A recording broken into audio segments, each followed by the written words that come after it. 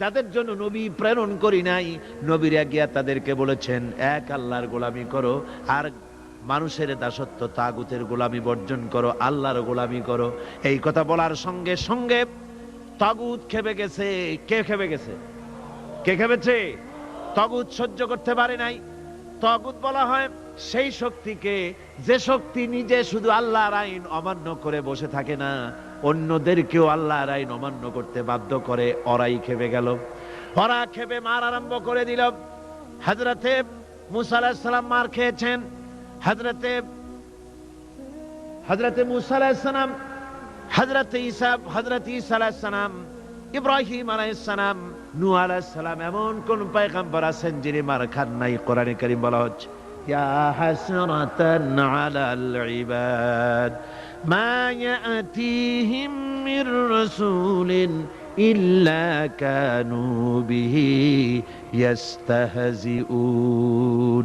আফসোস বান্দার উপরে, এমন একজন রাসূলও পাঠাই নাই যার সঙ্গে সমকালীন যুগের লোকেরা ঠাট্টা করে নাই, বিদ্রুপ করে নাই, পাগল বলে নাই। এমন একজনও পাঠাই নাই। যাকেই পাঠিয়েছি তার সাথে সমকালীন লোকেরা ঝগড়া বিবাদ করেছে, মারধর করেছে, অত্যাচার করেছে। বিশ্বকবি, কবি সম্রাট আল্লামা ইকবাল রহমতুল্লাহ আলাইহি বলেছেন, সতীজা কা রহা হ্যায় আজল সে তা ইমরোজ, सतेजा का रहा है असल से तायम रोज, चरागे मुस्तफा भी से शरारे बुलाबीस। मुस्तफार दीप शिखार शाखे, मुस्तफार दीप शिखार साथे আবুল আহাবের অগ্নিস্ফুলিঙ্গের সংঘর্ষ চলে এসেছে। আবহমান কাল থেকে শুরু হয়েছে, আজও চলছে, কিয়ামত পর্যন্ত চলতে থাকবে। তবে কিনা আবু জেহেলের, আবুল আহাবের অগ্নিস্ফুলিঙ্গ নির্বাপিত হয়ে যাবে, আর মুস্তাফা সাল্লাল্লাহু আলাইহি ওয়াসাল্লামের দীপ শিখা জ্বলতেই থাকবে, নিভে যাবে না। সুবহানাল্লাহ পড়ে, নিভে যাবে না। কারণ হচ্ছে আল্লাহ পাক বলেছেন ইউরিদুনা লিইউতফিউ নূরাল্লাহি বিআফওয়াহিহিম ওয়াল্লাহু মুতিম্মু নূরিহি ওয়ালাউ কারিহাল কাফিরুন। কাফের বেঈমানেরা চায় মুখের ফু দিয়ে আমার আলোকে নির্বাপিত করে দেবে, আমার দ্বীনকে দুনিয়া থেকে মিটিয়ে দেবে। আল্লাহ পাক বলেন আমি আমার দ্বীনকে পূর্ণতা দান করব, জাঁকজমকের সাথে আমার দ্বীন দুনিয়ার বুকে প্রতিষ্ঠিত হবে। তাতে কাফেরদের কলিজার ভিতরে যতই জ্বালা যন্ত্রণা হোক না কেন, ওদের মনে যত কষ্ট হোক, ইসলাম প্রতিষ্ঠিত হবে। আল্লাহ বলেছেন। কে বলেছেন? আল্লাহ পাক। আমি আমার দ্বীনকে পূর্ণতা দান করব। সুতরাং কাফেররা বাধা দিল নবীদের। কারা বাধা দিল? কাফেররা। যারা বাধা দিল তারা সংখ্যায় 3 শ্রেণী। কয় শ্রেণী? ভালো করে মনে রাখেন। 3 শ্রেণীর লোকেরা নবীদেরকে বাধা দিয়েছে। মুসা আলাইহিস সালাম বলছেন, কেন আমাকে কষ্ট দিচ্ছ অথচ তোমরা জানো যে আমি আল্লাহর রাসূল? এই যে পয়গম্বরদেরকে বাধা দিল 3 শ্রেণীর লোকেরা। কারা দিল? 3 শ্রেণীর লোকেরা দিল। প্রথম শ্রেণী হচ্ছে রাষ্ট্র শক্তি। প্রথম কারা? 2 নম্বরে বাধা দিল বিত্তশালী, যাদের টাকা আছে, পয়সা আছে, বড় লোক। এই বিত্তশালী ধনাঢ্য ব্যক্তি হলো 2 নম্বর। আর 3 নম্বরে বাধা দিল ধর্মের নামের 1 শ্রেণীর ব্যবসায়ীর দল। তাহলে কয়টা হলো? 3টা। 3 শ্রেণীর লোকেরা বাধা দিয়েছে নবীদেরকে। বর্তমানে তারা আর নাই। জি, বর্তমানেও আছে, ভবিষ্যতেও থাকবে। 3 শ্রেণীর লোকেরাই বাধা দিয়েছে, বর্তমানেও দিচ্ছে, ভবিষ্যতেও। এই 3 শ্রেণীর প্রথম শ্রেণী হলো রাষ্ট্রশক্তি। রাষ্ট্রশক্তি বাধা দিল কেন? কেন বাধা দিল? রাষ্ট্রশক্তি যেমন ফেরাউন, রাষ্ট্রশক্তি নমরুদ, রাষ্ট্রশক্তি হচ্ছে আবু জেহেল, আবুল আহাব, আবু সুফিয়ান, উতবা, সাইবা, মুগীরা, এরা বাধা দিল। রাষ্ট্রশক্তি বাধা দিল। বাধা দেওয়ার কারণ হলো রাসূলুল্লাহ বলেছেন, নবীরা বলেছেন, তারা বলেছেন সবাই ইয়া কওমি ইবুদুল্লাহ মা লাকুম মিন ইলাহিন গায়রু। নবীজি বলেছেন ইয়া আইয়ুহান নাস কুলু লা ইলাহা ইল্লাল্লাহ তুফলিহু। ও মানব সকল, ঘোষণা করে দাও কোন ইলাহ নাই, কোনো আইনদাতা নাই, কোনো বিধানদাতা নাই, আল্লাহ ছাড়া করো উপাস্য নাই, মাবুদ নাই।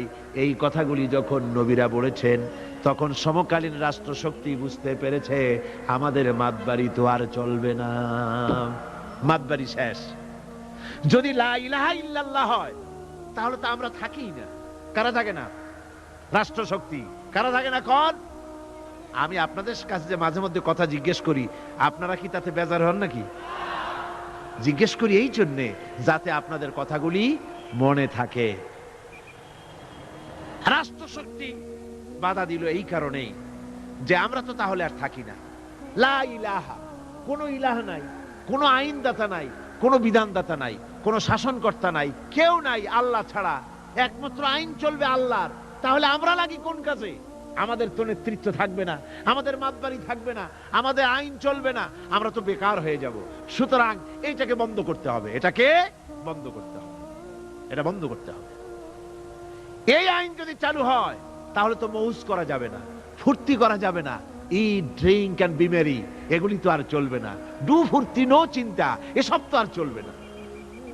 মদ খাওয়া, জুয়া খেলা, শয়তানি করা, বদমাশি করা, জনগণের টাকা নিয়ে নিজের বাপের সম্পত্তি মনে করে তা গ্রহণ করা, এভাবে করে সর্বনাশ করা তো আর চলবে না, মাতবাড়ি তো চলবে না। সুতরাং ঠেকাও। এই ঠেকাও আন্দোলন চলল। ফেরাউন মুসা আলাইহিস সালামকে ঠেকাইতে চাইল। মুসা আলাইহিস সালামকে ফেরাউন বলল, তুমি যে আল্লাহর নবী, এ কথা কেন বলো? তোমার সাহসটা কি?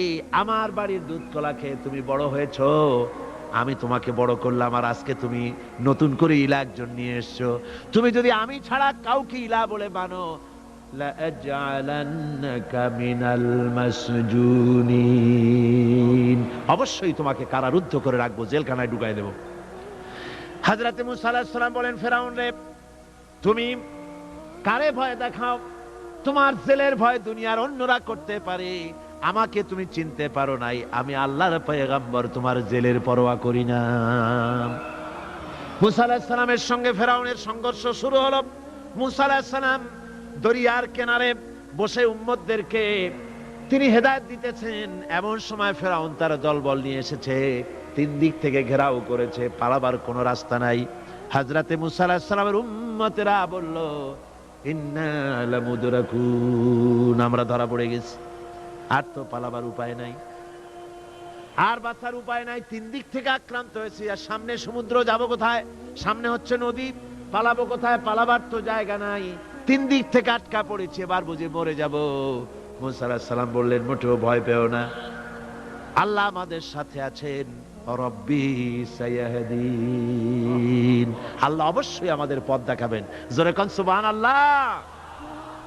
মুমিনদের ভয় পাওয়ার কোনো কারণ আছে নাকি? দেখেন কি ঈমান! তিন দিক থেকে আক্রান্ত, পালাবার রাস্তা নাই। মুসা আলাইহিস সালাম বলছেন, ভয় পেও না, আল্লাহ আমাদের পথ দেখাবেন। আর আল্লাহ রাব্বুল আলামিন অর্ডার করে দিলেন, ও মুসা, হাতে যে লাঠি আছে ওই লাঠি দিয়ে দরিয়ার উপরে আঘাত করো। দরিয়ার উপরে তিনি আঘাত করলেন, দরিয়া ফেড়ে গেল। নদীর ভিতর থেকে একটা রাস্তা না, 12টা রাস্তা তৈরি হয়ে গেল। এগুলি গল্প না কোরআন শরীফ আছে? কোথায় আছে? 12টা রাস্তা হয়ে গেল।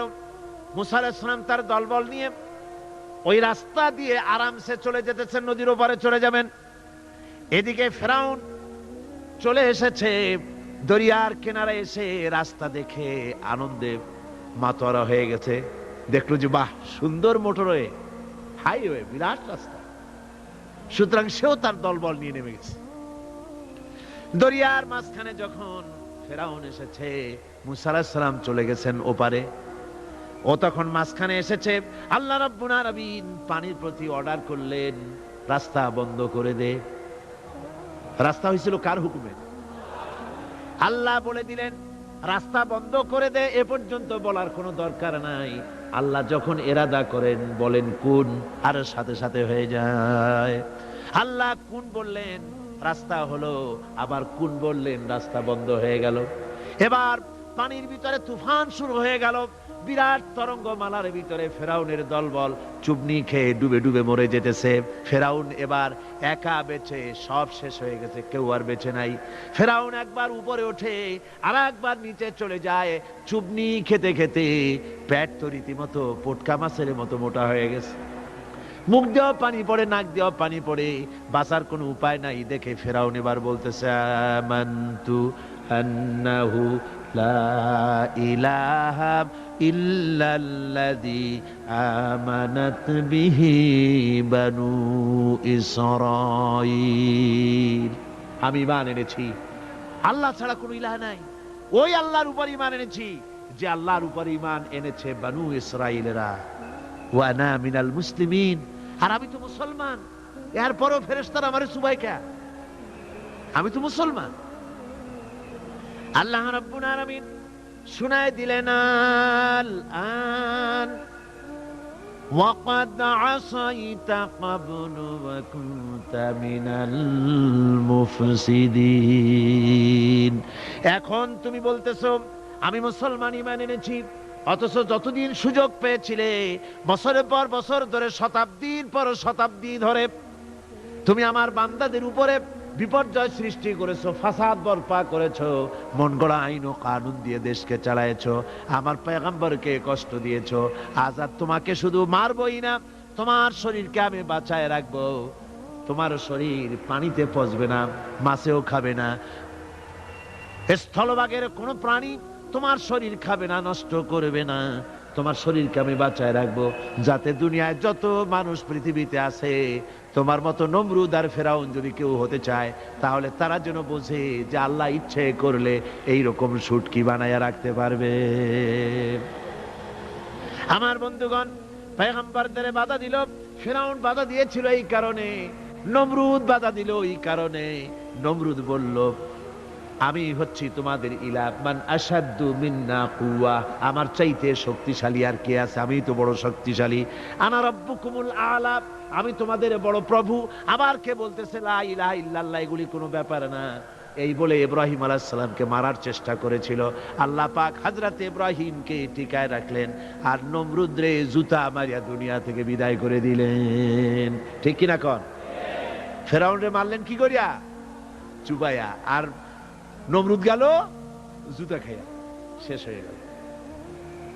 এভাবে করে দুনিয়ায় নমরুদ আর ফেরাউন আসে, ইসলামের সঙ্গে বিরোধিতা করে। ওদিকে আবু জাহেল, আবু লাহাব, উতবা, শাইবা, মুগীরা, তারাও চেষ্টা করেছিল নবীজিকে দুনিয়া থেকে বিদায় করে দেবে, তার কথাকে দুনিয়ার মানুষকে শুনতে দেবে না। সমস্ত নবীদেরকে বাধা দিয়েছে, নবীজিকেও বাধা দিয়েছে। ওই বাধার মোকাবেলা করতে গিয়ে হযরতে আবু বকর, হযরতে ওমর, ওসমান, আলী রিদওয়ানুল্লাহ তাআলা আলাইহিম আজমাইন সবাই মার খেয়েছেন, কষ্ট করেছেন, মুসিবত উঠাইছেন। এত কষ্ট মুসিবত পয়গম্বরদের উপরে হয়েছে, স্বয়ং আল্লাহর নবী মার খেয়েছেন, নবীজির দান মোবারক শহীদ হয়েছে, রাসূলুল্লাহর কপালের ভিতরে লোহার করা প্রবিষ্ট হয়েছে, আল্লাহর নবীর গলায় চাদর দিয়ে কাফেররা জমিনের উপরে আছাড় মেরে ফেলে দিয়েছে। এত কষ্ট মুসিবত নবীদের উপরে তারা দিয়েছে, তার একটি মাত্র কারণ ছিল, আল্লাহর নবী বলেছেন লা ইলাহা ইল্লাল্লাহু মুহাম্মাদুর রাসূলুল্লাহ। ইসলাম যত আইন করেছে সমস্ত আইন সার্বজনীন আইন। যেমন সুদ, মনে রাখুন, সুদ যদি কোন দেশ আল্লাহর কোরআন অনুযায়ী হারাম ঘোষিত হয়, আল্লাহ তো হারাম করে দিয়েছেন, দেশে যদি সুদ মুক্ত ব্যাংকিং চালু হয়, তাহলে উপকৃত হবে শুধু মুসলমান না সব জাতের মানুষ? সব জাতের মানুষ। সুদ দিয়ে মানুষ শোষিত হয়। মদ যদি বন্ধ হয়ে যায়, রাষ্ট্র শক্তি যদি কোরআনের আইন অনুযায়ী, আল্লাহ বলেছেন মদ হারাম, মদ যদি নিষিদ্ধ ঘোষিত হয়, উপকার পাবে কি শুধু মুসলমানে না সবাই উপকার পাবে? জেনা যদি বন্ধ হয়ে যায়, সরকার কর্তৃক জেনা যদি বন্ধ করে দেওয়া হয়, তাহলে উপকার কি মুসলমানদের না সারা পৃথিবীর সমস্ত মানুষের? পর্দা করা ফরজ, এই পর্দার প্রথা যদি চালু হয়, তাহলে নারীর ইজ্জত রক্ষা হবে শুধু মুসলমানদের না সারা পৃথিবীর সমস্ত নারীর? তো দেখুন, ইসলামের মদ বলেন, সুদ বলেন, ঘুষ বলেন, জেনা বলেন, জুয়া বলেন, যত রকমের আইন ইসলাম করেছে, চোরের হাত কাটা আইন হোক, আর আপনার হত্যাকারীকে কতল করাই হোক, কিসাস হোক, যত রকমের আইন করেছে, সমস্ত আইন দ্বারা উপকৃত হবে সারা পৃথিবীর সমস্ত মানুষ। এই জন্য ইসলাম সাম্প্রদায়িক